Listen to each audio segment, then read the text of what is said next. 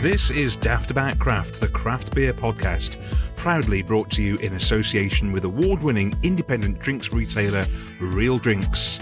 You can buy online at realdrinks.co.uk and in-store at Twickenham, Notting Hill and Maida Vale.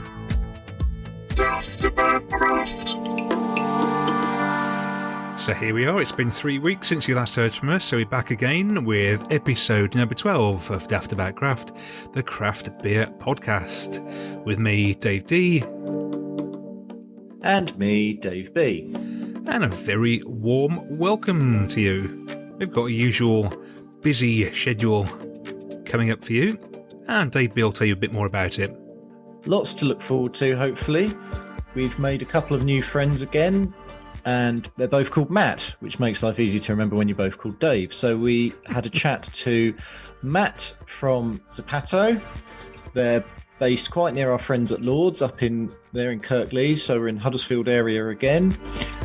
And Matt has got plenty going on, actually. There's some new brews coming out from Zapato, but we had a chat to him to find out a bit more about the brewery and the influences and what they're doing, and it was all very interesting. And then our other Matt that we met is from Nightjar Brewing, again up north, this time in Yorkshire. They featured on the last episode when I thoroughly enjoyed one of their beers for Brew to Me. I've had more since then and have thoroughly enjoyed all of those as well. Cannot recommend their pales highly enough.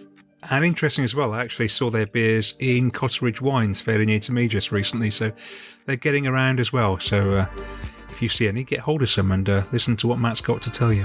Absolutely. And as you would have heard at the start of the show, we still have a sponsor, but we have same but different. They are now Real Drinks.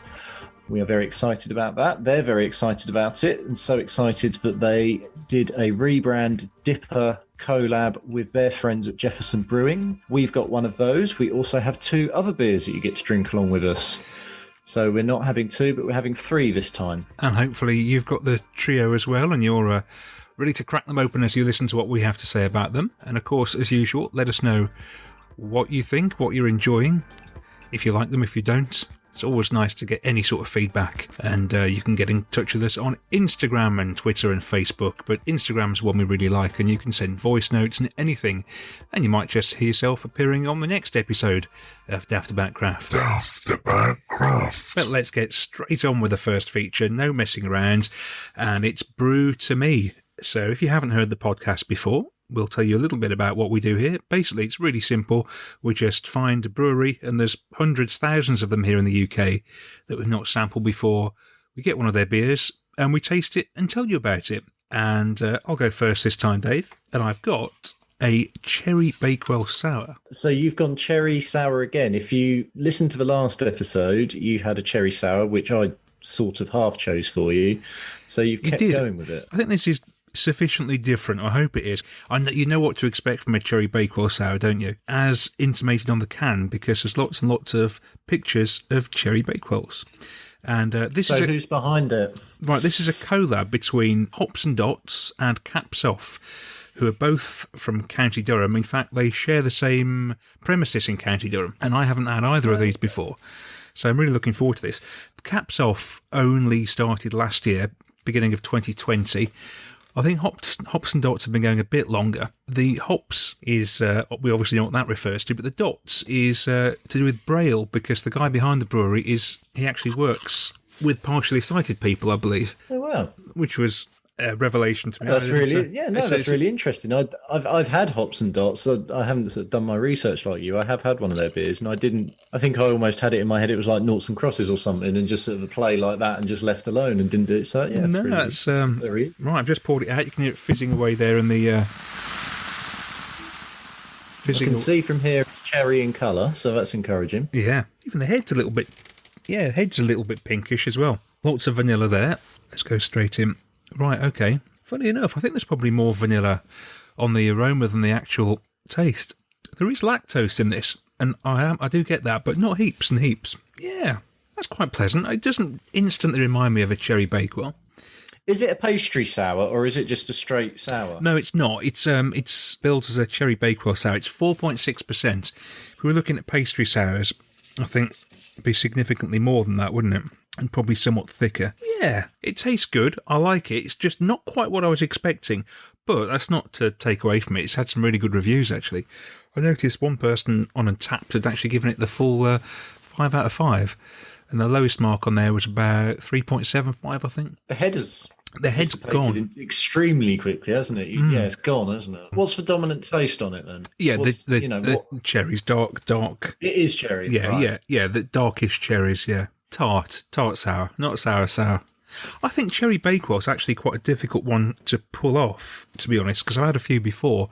I had one from Unbarred not so long ago, and that was okay. I think everybody knows what a cherry bakewell tastes like, and to try to replicate that exactly is not an easy task. It's a bit of a British favourite, isn't it? A cherry bakewell. Why don't you open yours and let me have a bit more of this? I should actually say it's a good time to mention that Hops and Dots are actually doing a crowdfunder. They were aiming to raise £4,000, which they've already hit through, with a few weeks left. So they've extended that target to, I think it was £6,000 to pay for various pieces of equipment. So have a look on their website and you can see what you can get. There's some really good offers on there, actually. One that really stuck out to me was do £10 for their crowdfunder. You'll get a £15 online credit. So you're 50% up if you do that. If you pledge £50 or more, you get a year of glassware. You know what I'm like for glassware. So well, you're sorted. But have a look at that on their website, Hops and Dots. Right, Dave, what have you got there? I've gone for a Hefeweiss, and the reason I've done that is I wanted to anyway, but also I have had a couple of German beers earlier today, so this will be a good test. And it's from Horsforth Brewery, who are up in Leeds, and they came recommended to us via our friends at Copper Beach. Dan mentioned them when we were talking. So we've got in touch with Mark at Horsforth. I've placed an order and I've got some of those. They've got plenty on their web shop, not just by themselves. They've got other ones, and their postage is extremely reasonable. It was £3.50 for orders over, I think, only £25. Right, so incredibly cheap. Hopefully you'll be hearing a bit more from Mark in the future. We've got designs to have a chat with him down the pipeline. But for now, I'm going to try the Hefeweissen, which is called Weiss Rose, or as the back of the can says, sounds like Weiss Rosa, means white rose. So obviously white rose of Leeds, Yorkshire and whatnot. So makes a lot of sense. Looks like a Hefeweiss, can't see through it. You'd got quite a big head then when you poured it out, but I'm not sure if that was your pouring or the beer. It seems to have gone down a bit. Wasn't the best pour, but it has sort of gone back now. That's it. Very lively, nice. Very lively. There's a lot. I can see a lot of action happening within my glass. Smells of business, banana, cloves. I would always run away from a style like this. It's not really my sort of thing. Would I like it? What puts you off the style? I think it's one of those you don't see much of unless you're seeking it out. You just, you don't, it's not a go-to, is it? Well, it's not for me anyway, and probably a lot of other people as well. I think I know what you mean, but I love wheat beers. I think, admittedly, there's only so much you can do with them, I think. It's always going to be the traditional sort of banana clove, maybe a bit of orange. It's sort of full, but it's light at the same time. Admittedly, I wouldn't have loads of them, otherwise I would get a bit gassy, but whatnot. I think they're great beers. I do really like Germany and German beers anyway, so I'm probably a bit biased. The thing that makes this stand out slightly, quite dry, which I don't associate. I sort of think of them as quite sort of sweet, fruity. Yeah, this is a bit drier, which actually might be a bit more of a sort of British influence on them, because I have had wheat beers, and when British brewers sort of say they're making a wheat beer or a wheat ale, it's more dry than it is packed full of fruit. So it's quite refreshing. It's 5.4%. How does that square up then to other sort of similar beers you've had? The best one I have had, if I'd have done a blind taste, I'd have really struggled between if I'd lined it up against some German stuff, was from S43. They did one called Durst Crusher last year, and I'm hoping they'll do it again. And I only had the one can, and I wish I'd bought about half a dozen because it was brilliant. It actually just tasted like a German beer. And I sort of think with these ones, that's the highest compliment. This isn't bad. It's not perhaps quite at that level, but it is a good beer. And it certainly makes me want to see what else they've got. I've got a couple of pails that I ordered and a raspberry saison, which I nearly did. But then I remembered I did a raspberry beer from Wild Sky, so I didn't want to do another one. It sounds like that's a pretty good introduction to Horsforth. Yeah, it's a really solid beer. It's just that dryness for me. I just wasn't quite expecting that.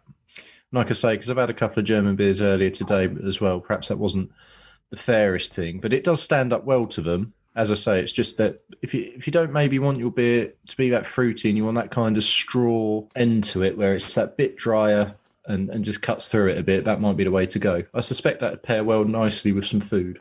Well, this cherry Bakewell sour, I'm still drinking away here. It's actually, just thinking about it while you were talking there, it's very refreshing. I think it's just not Bakewell enough for me. There's a lot of cherry going on there, a little bit of vanilla, a little bit of almond somewhere in the background.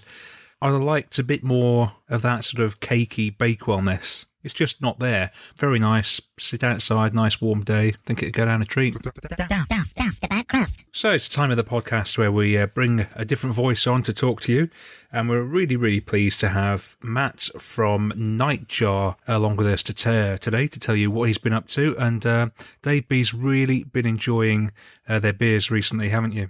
Can't recommend them highly enough at the moment. They've been a real delight of a find.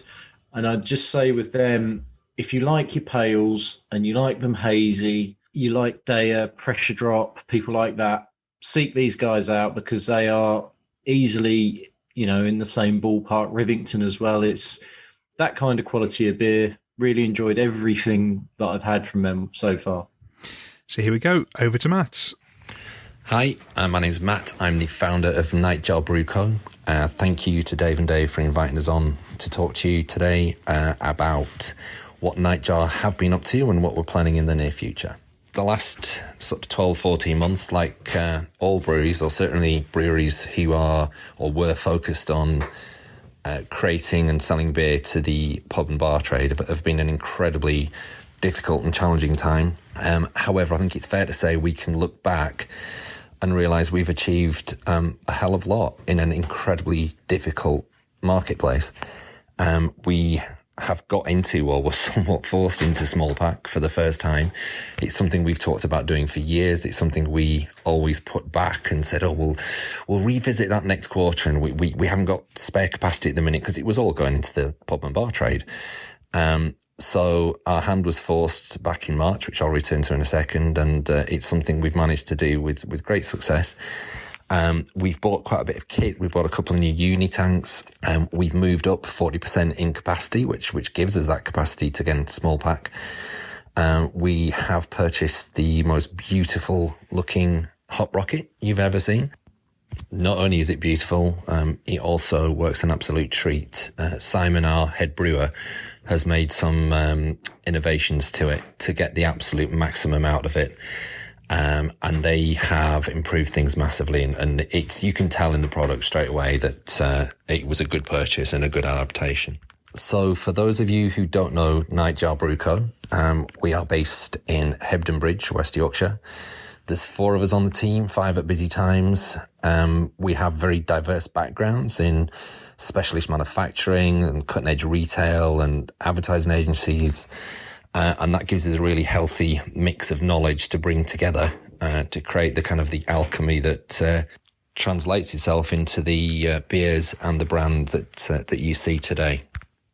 We have a tap room in the centre of Hebden Bridge, about a mile from the brewery, and we started the year by having a particularly bad flood in the centre of Hebden Bridge. Myself and a colleague were, one Sunday morning, found ourselves 5 feet underwater in the bar. Not a great start to the year, but little did we know how much it was going to go downhill from there. So we all worked really hard for 2 weeks, getting the bar back on its feet, and reopened, only for 2 weeks later, lockdown to happen. And like everyone, our world changed at that point forever. So when the lockdown came in March, we had several beers in tank, some of which we continued to cask, and we had a very successful drive-through through the early summer. We put it into box and some of it into mini keg, and it was incredibly popular. People had a thirst for, if you remember, the weather was great. People had a thirst for drinking in their garden, and it was the only way they could get cask beer, or the equivalent of cask beer. However, 2 of the beers we had in tank were originally brewed for keg, and we took the decision at that point, now was the time we would take the plunge and get into canning. So off went Beware the Frog of Doom and Pirate Radio, which became the first two Nightjar beers to be canned. Our online direct-to-the-public nationwide delivery web store was created. The beers went on there and it was incredibly popular. So much so, in fact, that one of the beers we had to rebrew immediately just to get it back into can because it sold through so quickly. We then started writing and creating recipes for beers specifically for can. And in fact, we did just short of 20 in 2020. And they've been incredibly popular and getting some great reviews. And a phrase we hear in some respects far too often is we're one of the most underrated breweries. We were delighted recently when Mintel ran an article on innovation in beer. They highlighted 5 breweries from across the globe that they felt had championed innovation in brewing, and we were the only UK one to be featured.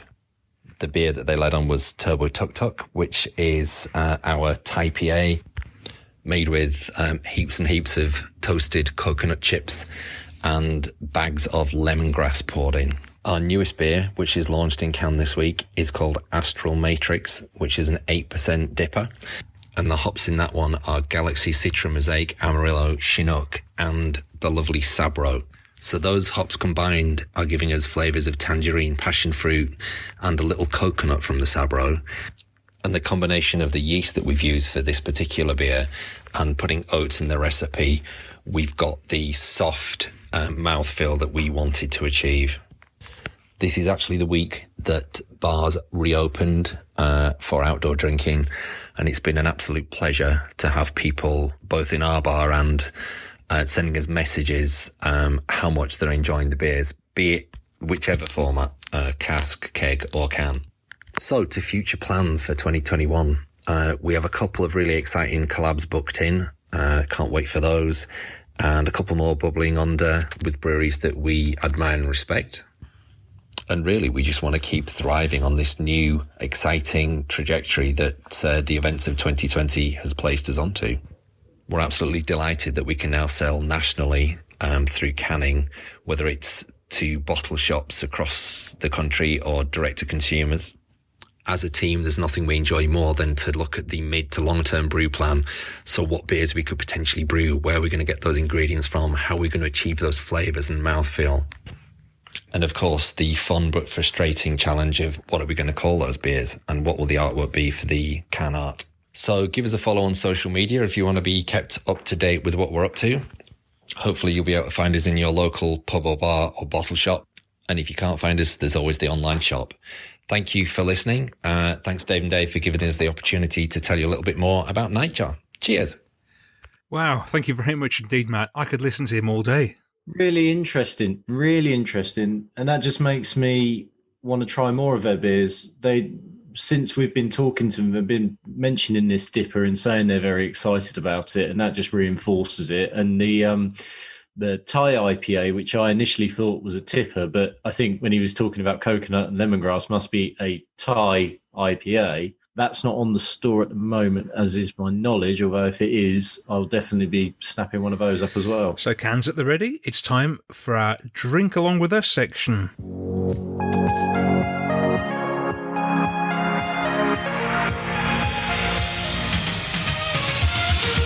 Now this is brought to you in conjunction with our good friends at realdrinks.co.uk. If you keep an eye on our social media, you'll see us photograph various cans up on there on Instagram. And those are the cans that we'll be drinking on our Drink Along With Us section, and you can get them from Real Drinks with a 15% discount. So hopefully you've got the ones we're drinking this time, and it's not 2 as usual, but 3 drinks to drink along with us, Dave. Yes, we thought we'd push the boat out, and that's partly because, as Dave says, it's Real Drinks, not Real Ale anymore. So if you want to get these beers, you've got to go to realdrinks.co.uk, as they've had a rebrand. And to celebrate their rebrand, they've done a collab dipper with Jefferson's Brewing, who we don't know an awful lot about, but we're quite interested to find out a bit more. And Jefferson's Brewery have come up with the Long in the Tooth Dipper, which is 8%. We've got Amarillo Cryo in the Whirlpool and in the Dry Hop, with Idaho 7 and Nelson's Sauvin. Expect a bright tasting dipper that chucks out notes of sweet lime, orange zest and gooseberry. So quite excited about this as it's a brewery we're not familiar with. Absolutely, and I love the sound of that. Let's see how it smells. It smells sort of dipperish on the nose, and it reminds me of another brewery. What do you think, Dave? I do actually get those sort of fruity notes they're talking about. To taste, that is a bit like a verdant. There's a little bit of a savoury note to it as well. It's sweet and full, and then just at the end, a little bit savoury. Yeah, absolutely. It smells like you'd expect it to for a dipper, and it tastes amazing, actually. Considering we've had nothing from Jefferson's before, and they're kind of new on our radar. Yeah, that Amarillo really makes it nice and full, which is a hop I find does do that, and I do like a bit of Amarillo. And that's just, a really well-balanced and really good dipper. I'll be definitely trying to find some more Jefferson's beers, because if that's any indication as to how good they are, then they're really good find. I think Real Drinks have struck gold here, teaming up with Jefferson's. If this is what they usually produce, I'd love to know a bit more about them. We should maybe try and find out, because that is impressive. Now, we had a bit of a conversation about which order to do these beers in this time, because we've got the dipper, we've got a stout, and we've got a pastry sour. And, we thought we should end with the stout because it was dark. We thought we shouldn't have the sour first because it might numb the taste buds for the dipper. So we started with the dipper, which means that the sour is next. And this is a pastry sour. Now, in our opening section, our Brew to Me section, I tasted a cherry bakewell sour. This is a pastry sour with blueberries, strawberries and maple syrup. It's called Berry Breakfast. It weighs in at 6% and it's from Basqueland in Spain. And I've had a few Basquelands and never been disappointed. And this pours a beautiful, rich, vibrant, dark red colour in the glass, almost like Ribena. A lot of biscuit on the nose and a lot of fruit in there as well. I don't get the maple syrup. Does that come through to you? Yeah, see, I do. I actually get more maple syrup than I do the fruits, really. It's one of those where if you like sours, I think you'll quite enjoy this. If, like me, you're not that fond of them, this doesn't do an awful lot to change my mind.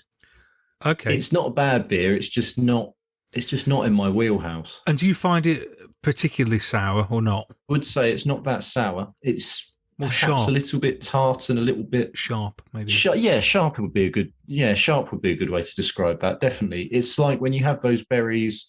If you get some berries out of the garden and you don't cake them in sugar or something, it's that kind of sharpness. Yeah, that would be how I'd think of them. I'd agree with you there. Yeah, but I think that sharpness is kind of offset by the biscuitiness of it. I do quite like that. Yeah, that's done nothing to dent my enthusiasm for Basqueland for sure. I've actually got a peanut butter stout from them in the fridge, which I'm looking forward to trying. Pretty good. And which leads quite nicely on to the coffee now, actually, doesn't it? Of this, I was going to say, yeah, if you're just pausing and then coming back, we're now going to go on to a stout. And this is from Manchester, from Squawk Brewing in Manchester. I do love their can art. You can always tell a Squawk can from their drawings on the can. It's got an owl on this can. It's called Tito. It's an espresso stout. I would just say for those of an ornithological bent. I think that's right. Ornithology, yeah. That's if you like it's a barn owl. Did you know that, or did you just look that up somewhere? No, I knew that. I come from my dad, especially an avid birder, and it's definitely rubbed off on me over the years. So can you tell an owl from its hoot? I only ask because every night when I'm lying in bed, I hear an owl out here, and I wonder what sort it is. Well, maybe. I don't know. I wouldn't like to back myself into a corner. I'd rather blind taste a couple of beers and try and blind sound a couple of owls. Well, let's try this 6% espresso stout then, which smells amazing. As you would imagine it, this is pure coffee. And this is done in conjunction with a coffee house in Manchester. Yeah, and Coates Coffee Company.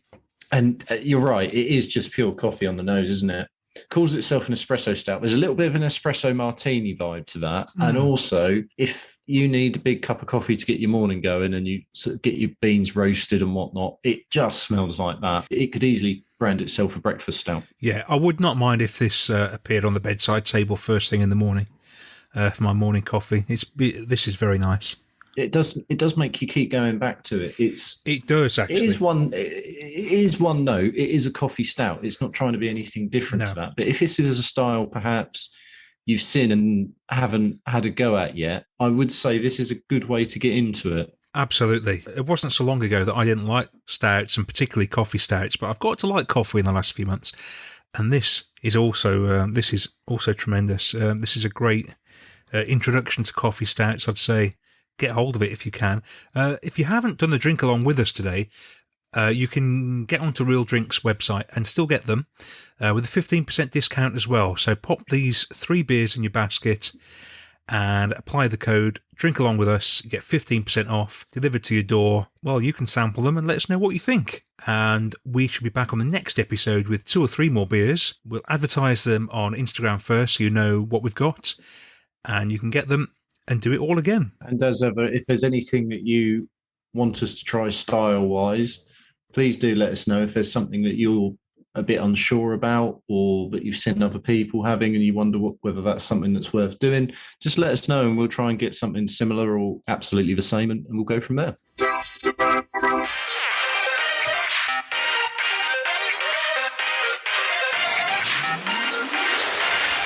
And it's a part of the podcast where we have a look at the favourite beer we've each drunk since our last episode. Now, really, I could have any number.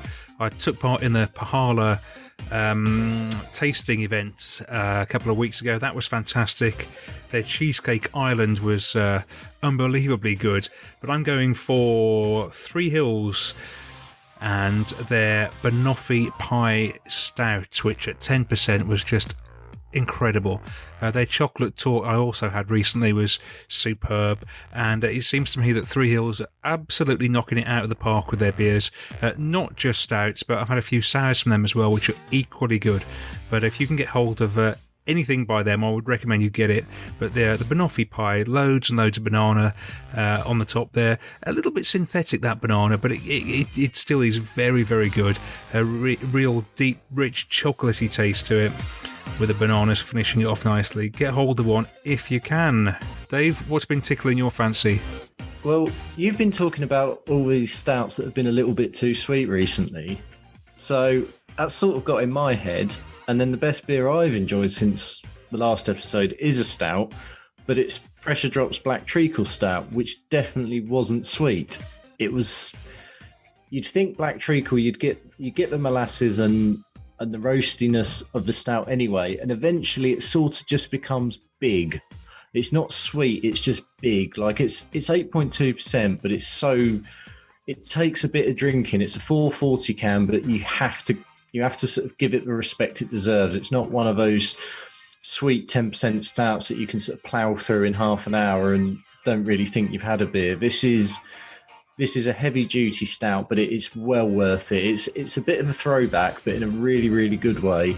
And yet the treacle just sweetens it up enough so that it's well balanced. Really good stout. And from Pressure Drop, who I wouldn't necessarily associate with stouts, I go for them more for the pales. But I've got another one of their stouts in the fridge. I forget which one it is, but that's a sweeter one. But I'm looking forward to seeing what they do with that as well. Daftaboutcraft. We love meeting new people and we love finding new breweries, and this is no exception as we are joined by Matt from Zapato. Good evening, Matt. How are you? Hello, I'm very well, thank you. Yeah, I'm all good. Well, I think it was myself. I was trawling Instagram as I do, and I came across yourselves. I think we'd spoken to, possibly it came off the back of speaking to our friends at Lord's, and I think... Okay, yeah. I think Zapato might have been mentioned in dispatches in there, so... Got you. Hunted you out. Obviously, it's another one up north. You're Kirklees, I believe. Is that right? Yes. Yeah. We're literally, like, if I look out my window, sort of up there on the top of the hill over there is Lord's, And so we're down in the valley, basically. So the sort of very start of Slough in West Yorkshire, and then the brewery's got a sort of bit further down in the canal. So the Huddersfield area seems to sort of be a lovely little hotbed now, which is great. But how long have you been going then? Because, as I say, we hadn't heard of you before, but always sort of thrilled to find someone new. So what's your sort of backstory? How far do you want me to go? I've been involved in beer for kind of going on about 15 years, something like that. I ran bars originally, ran a place called North Bar in Leeds, and Zapato then has been going about 6 years, and it was just kind of started as a side project, really, at the start when I first left the bar job, and I was working as a consultant in the sort of burgeoning UK craft beer industry at that time. And so I was doing stuff like producing festivals, doing events, helping breweries with their bar operations and with events and stuff like that.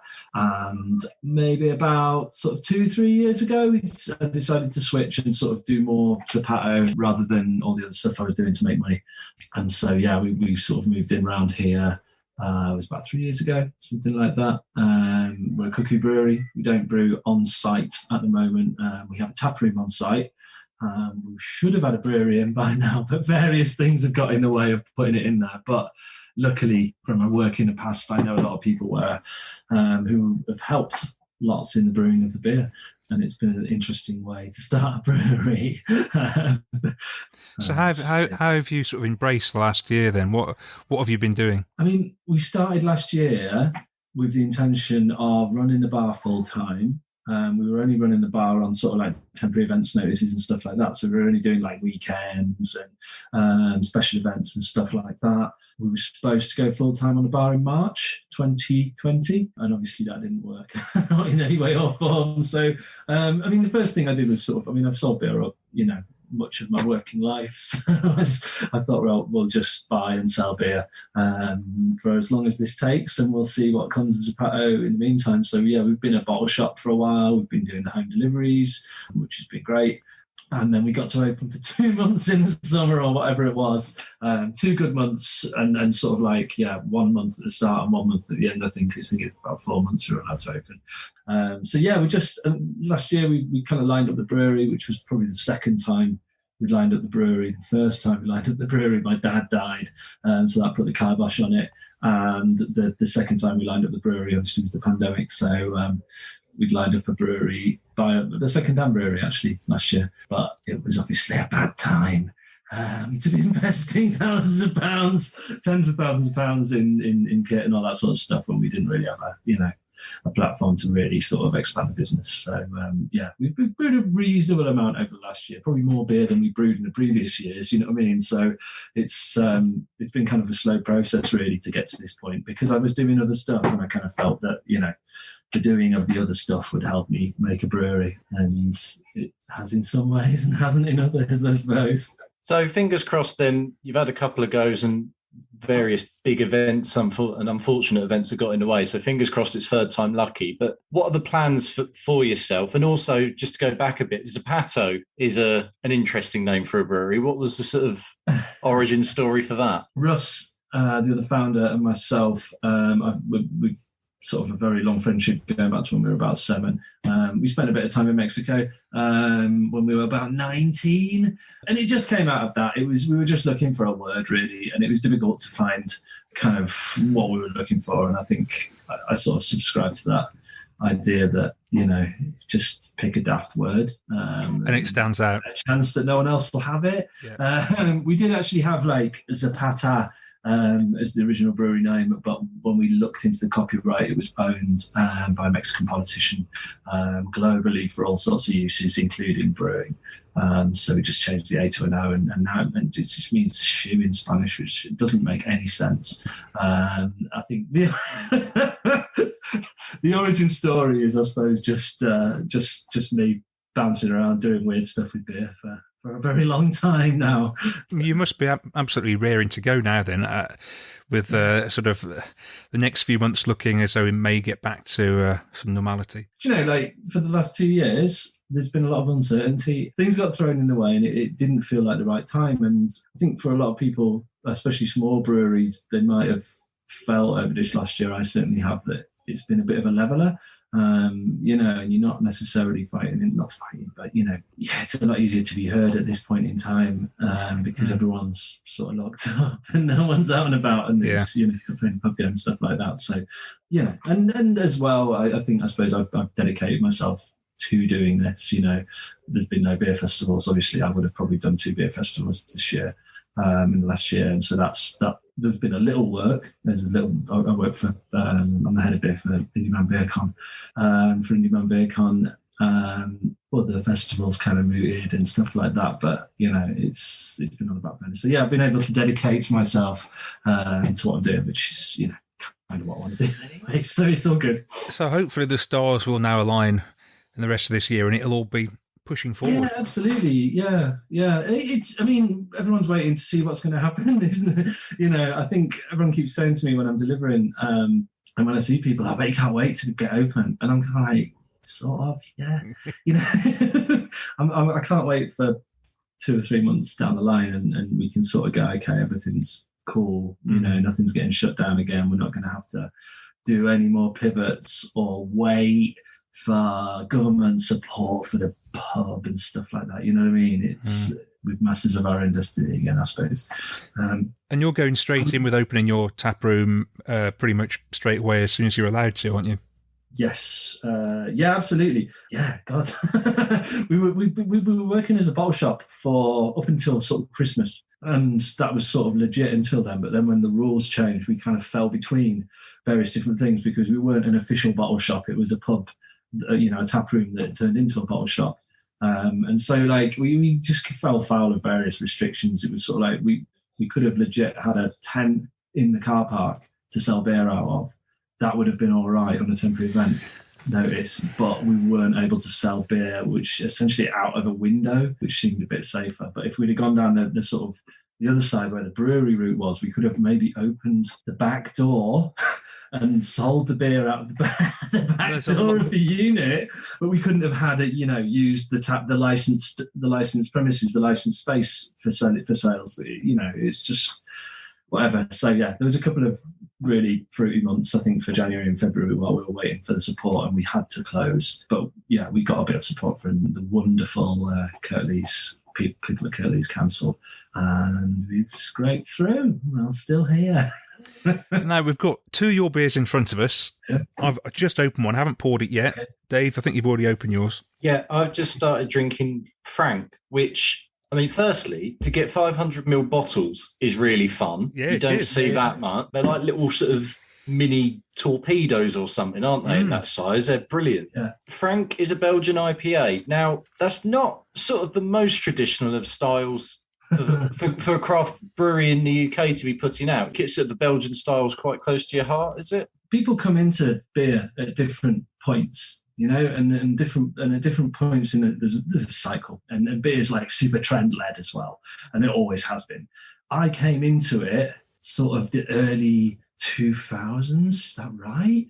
Yeah, somewhere around there, the turn of the century. That makes you sound old, doesn't it? It's a ridiculous thing to say. And the only beer that was, you know, there was a very small amount of people importing beer. Cask was a thing, but it wasn't really like booming like it is now. You know what I mean? Or like it was maybe sort of in that period. And you know, you had sort of places like North Barwood that sold mostly imported Belgian beer, German lagers usually. And so, yeah, my way in was through Belgian beer, really. And I drank a lot of Belgian beer, spent a lot of time in Belgium around that time, and later on as well. And so, yeah, it really has a place in my heart. But then when we used to run the bar as well, we used to do beer festivals. So we'd have a Belgian beer festival in spring, American beer festival in summer, and probably something British as well. And then German beer festival in kind of like September, October, November. And then you'd have all your Christmas beers, which were all mostly Belgian and German box and stuff like that as well. So I just kind of got into that cycle of kind of seasonal drinking, and it was a really broad base in terms of knowledge, you know what I mean, in terms of like the different styles, especially from Europe and then from America as well. And so the Belgian IPA thing is sort of, I've always loved them, but you know, that kind of balance between IPA hoppiness and Belgian yeast is a really good thing. If you get bubblegum as well as citrus and pine and all that sort of stuff, then you're onto a winner. Are you keen to sort of stray away from what most other people are doing? Because there's so many. One hazy IPA, it's very much like the next hazy IPA. There's a lot of beers out there on the same territory. Hazy IPA is just a style, right? You know what I mean? Like it's as good as any other style. And I think there's like within any style of beer, there's always like the best ones.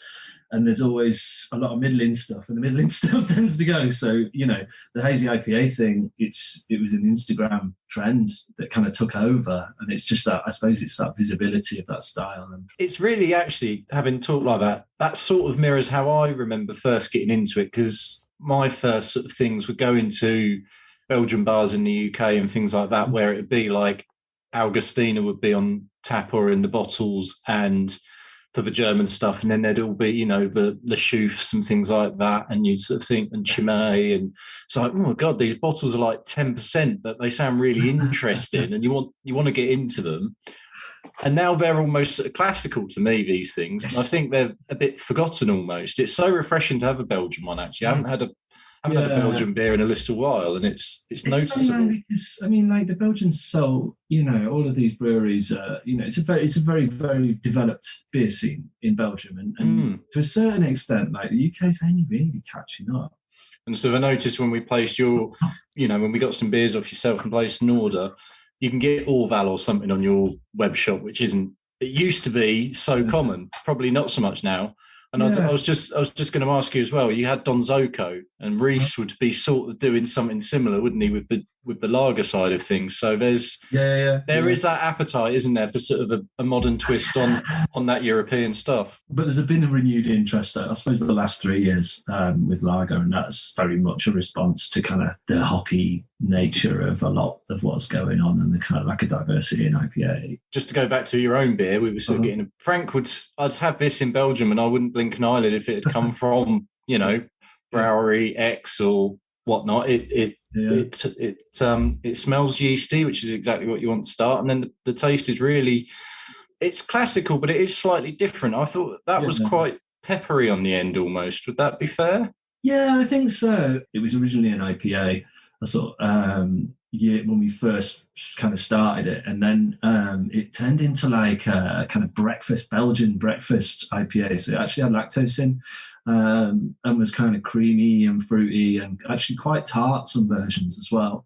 And we took the lactose out just because we didn't really need it in. It was, I mean, it might come back as a breakfast kind of version at some point in time, but it just didn't, I don't know, it didn't sit well with me, I suppose. And then we got Frank, which we sort of brewed, the first time we brewed two beers, the same recipe on that one. And we brewed a batch in spring, and we brewed a batch in autumn, and the autumn batch is definitely more sort of assertively yeasty, I suppose. They're very close to each other, but it sort of changed a little bit. I can only think it's because of the weather and the temperature the yeast was fermenting. You know what I mean? So yeah, that one's definitely got that peppery vibe, and it's like, you know, it's an all Citra beer as well. So, you know, Citra all the way through, right through from bittering as well. So, you know, the idea is it's super juicy and fruity, and also Belgian. It's a blend of yeast we use as well. So you were saying before that you sort of brew at different breweries around and about. Where did you make this one then? Frankie's brewed it at Runaway in Manchester. Oh, okay. Sort of everything that comes in a bottle is at the moment has been brewed at Runaway. The cans have been brewed all over, but we're sort of settling now at Legitimate in Leeds until we get our kit, hopefully. So yeah, it's nice. It's nice to work with all these people. I've known Mark for many, many years at Runaway. He's a good lad. He does a good job. Been such a small scale. Really, the only point was to kind of cover the costs, which I probably didn't do under any stretch of the imagination. But, you know, it's just been very, very small, and to sort of, we've only really just started making it. Bit of volume, really. So is that the dream, to make it viable and to make it your full-time job? Yeah. I mean, it's viable, man. You know what I mean? We've survived the pandemic, so, you know, I think I'm comfortable with it, and I'm just, there's no rush to put the brewery in, but I would say, it should happen this year. There's enough random tax incentives and there's enough like money being chucked about, I think, for people to get moving with business, that we should be able to get it over the line this year if I don't get too distracted by other stuff, which at the moment I shouldn't do.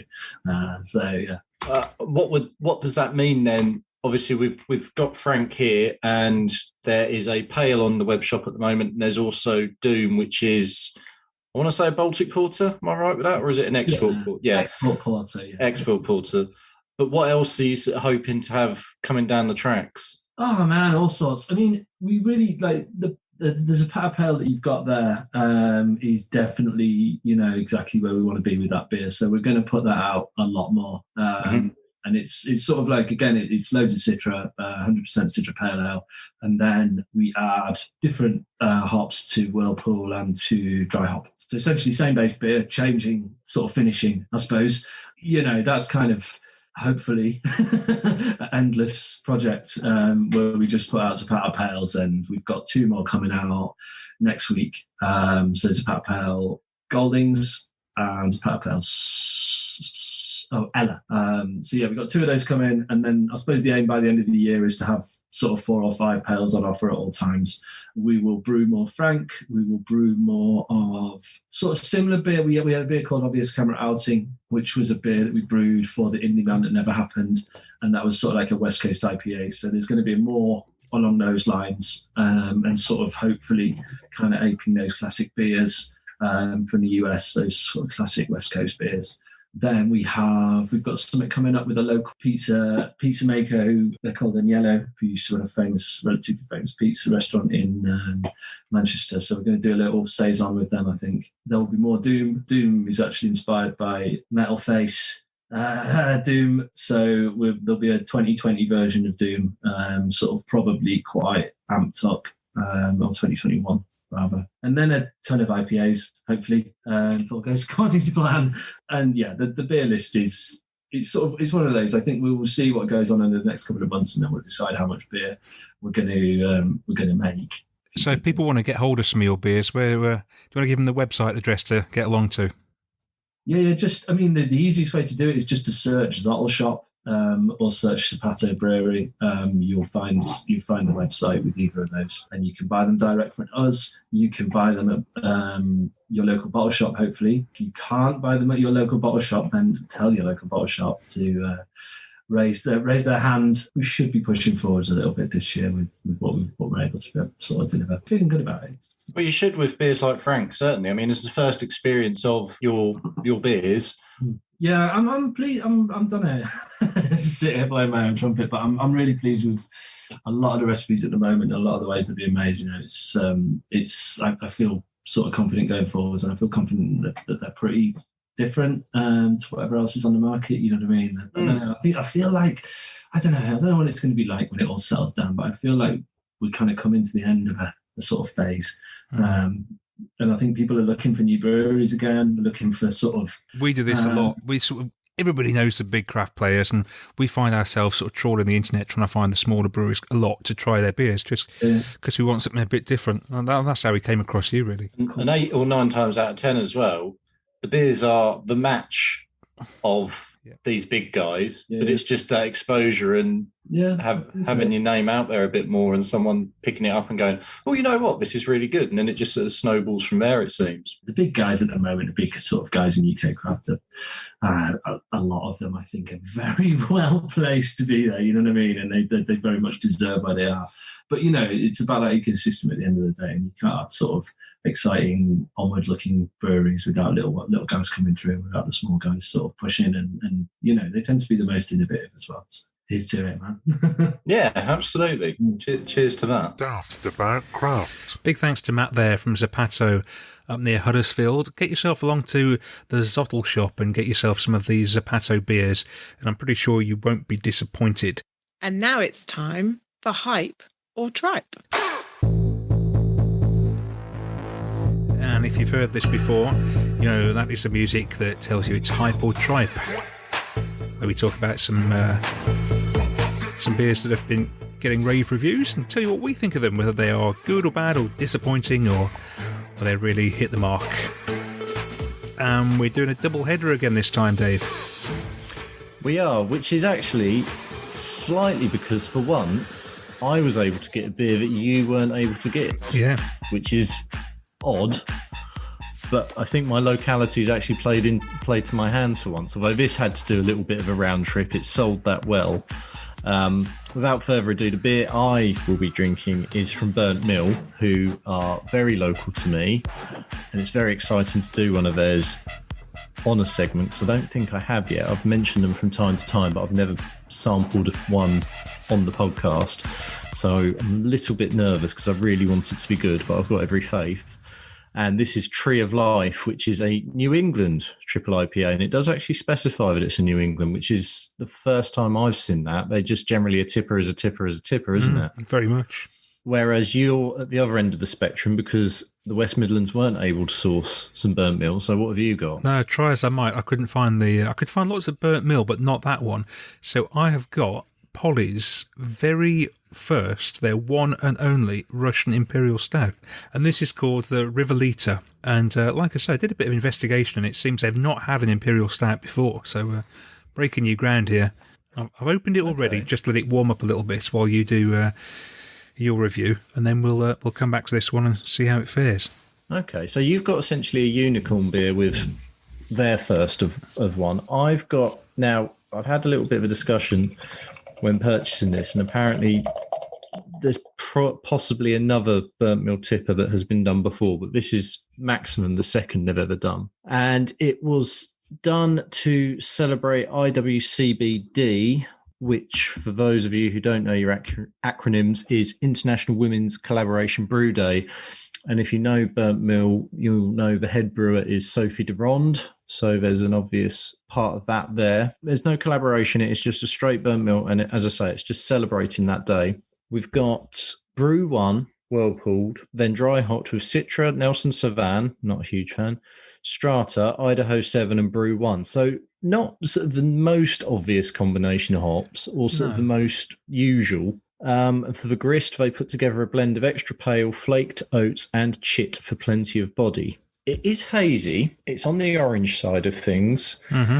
It doesn't actually look quite as thick as I would think it does. I know it probably from where you're sitting at the other end of the record, that looks quite thick. But as I'm swirling it in the glass, it doesn't look as thick. But we'll see. So how does it smell then? I imagine it might be sort of fruity and a little bit on the sweeter side. It's super sweet, actually. This could be a New England IPA that was 5 or 6%. There's not any hint of anything but tropical fruit. And weirdly, actually, well, not weirdly, but I think I understand now. We've had this conversation where the smell of bubblegum has come up as whether it's a thing or not. This smells a bit of bubblegum. It's that kind of strawberry sweet, that sort of hubba-bubbery bit on the end of it, which is actually, now I think of it, in a lot of New England IPAs, but I think I can now place it. But yeah, super sweet. There's not a hint of anything but New England goodness here. So before you've tasted it, this is hype all the way so far. No tripe here at all. How's it fare on the taste? Until that point, it was all hype. Taste-wise, it's not quite what I expected. I thought I was going to be hit over the head with tropical fruit, and I'm not, actually. Surprisingly dry on the back end. There is a dry hop, and it's quite a strong dry hop, I think. It's interesting how you have, from just a quick smell of it and a look at it, you have these preconceived ideas in your head of what it's going to taste like, and often it doesn't match up to that. No, this doesn't. It's not quite what I thought it was going to be on what it's sort of almost astringently dry. I think that must be the Nelson Sauvin. I'm guessing it's got to just be that combo with the Idaho 7 and the Brew 1 that's putting all that together, but it isn't nearly as fruity as you'd expect. In fairness, now it tastes like a 10% beer. You know, it says New England, but I can't chug it as if it is something that's 5% because, it's just super sweet and I can plough through it. It is going to take a bit of drinking. Well, I'll tell you what, while you sort of have a bit more of that, shall I pour mine out and take it from there with this one? And we can come back. I'm really interested to see what they do with this. Right, so this is sort of the Ron seal of beers in that it's supposed to do exactly what it says on the tin. in that there's no adjuncts, there's nothing fancy going on here. It's just a heap of malt and a traditional Russian Imperial Stout. So no sweetness, no masses of sugar or anything like that in there. The malts and the roasted coffee tones should do the talking here. And it looks that's interesting. It looks beautiful poured out there. Lovely light brown heads. That's midnight, isn't it, in the glass? Colour-wise, that's just beautiful. Pure black. Okay, right, that's interesting. Just a little, we were just saying then how you smell something and look at something and it gives you a preconceived idea. And I smelt it and I thought it was going to be maybe a tiny bit on the watery side, although you wouldn't necessarily expect that with a beer that's 9.5%. But it actually tastes really thick and luxurious. And did it have a bit of the nose like when we did the drink along and that Verdant Porter, which had nothing on the nose but actually was a really decent, well-balanced beer? Absolutely, yes. It's very similar to that nose. Like there's nothing there. It's almost watery. A little bit of coffee, a little bit of malt, but nothing like the hit on the nose that the taste says there should be, that it's a big taste. So what are you getting from it then? Well, it says I should be getting roasted coffee, dark fruits and chocolate. They're all there. It's a bit like a very, very dark, expensive chocolate. Not your Cadbury's milk chocolate. This would be some foreign... 70% cocoa solids type one. Yep. Absolutely. The stuff that's supposed to be really good for you, so I can only imagine this. Oh, yeah. This must be good for you. Have a little bit of that each day, and that's supposed to add on a bit of, absolutely. Add a bit of life longevity. That is very nice. It really is. I mean, Polly's are known for their hoppy beers, aren't they? Their light beers. They do a few sours from time to time. This is not what they're known for, but goodness, I'd like to taste some more. Would you like to taste then, now having done that, to see what else they can do traditional wise, or would you then want to see them mess around with adjuncts and lactose and things like that? I've mentioned lots of times that I like a bit of lactose in some of these beers, but take this beer, for example. You put lactose in there or a heap of sugar and all the rest of it, I think you just spoil it. It really sings the way it is. I wonder if that's something we're going to see a little bit more of, because I think there's just a handful now of more traditional type of stouts coming back in again, that rather than how much can we throw into it to make it taste like the sweetest dessert you can imagine? Maybe there's a bit of a shift back to more big, luxurious flavours. And I think people are getting bored with that because there's only so many super sweet stouts you can taste, isn't there, And one starts to taste very much like the next when you chuck in everything into the mix. I'd agree. There's only a finite amount of ways you can do those, isn't there? I mean, I've got nothing against Amundsen and their dessert in a cans, but for every one that they knock out of the park, and they do, there are a lot for me which they're okay, but they're not. You wouldn't pick them out of a crowd very easily. I think we know which side you're coming down on with yours. Absolute hype. In fact, to be honest, I've not seen enough hype about this. There should be more. Me either, so perhaps you'll be pushing it on a bit. There has been some, because I see it's not available on Polly's web shop. That's gone. And I haven't seen it in many places, but if you can get hold of a can, I really recommend you should, because this is really excellent. Yeah, on the description from Polly's, the last two words on their tasting notes are no nonsense, and that is exactly what it is. It's a no-nonsense, heavy-hitting stout that does exactly what it should. Meanwhile, how's the burnt mill? It's still quite dry. Yeah, it's that dry bit where it's almost, when you have the tannins off a red wine, weirdly, and that sort of coats your mouth a bit, and it's that sort of taste. That's what I'm getting off this. The haze and everything is New England, but the taste is, for me, way more down the West Coast side of things than it is the East. I won't lie, I am a little bit disappointed. It's just not quite what I hoped for. The way it's been done is not quite to my taste. It's not a bad beer, but I'm not doing cartwheels over it, which is a real shame because I wanted to be. I don't think we can put it in the Tripe box, though, can we? I think this is middle ground. No, it's not. Yeah, it's not Tripe because I can easily drink it and I'll finish it quite merrily. But I really hoped I was going to sort of be waxing lyrical about this, and I'm just not.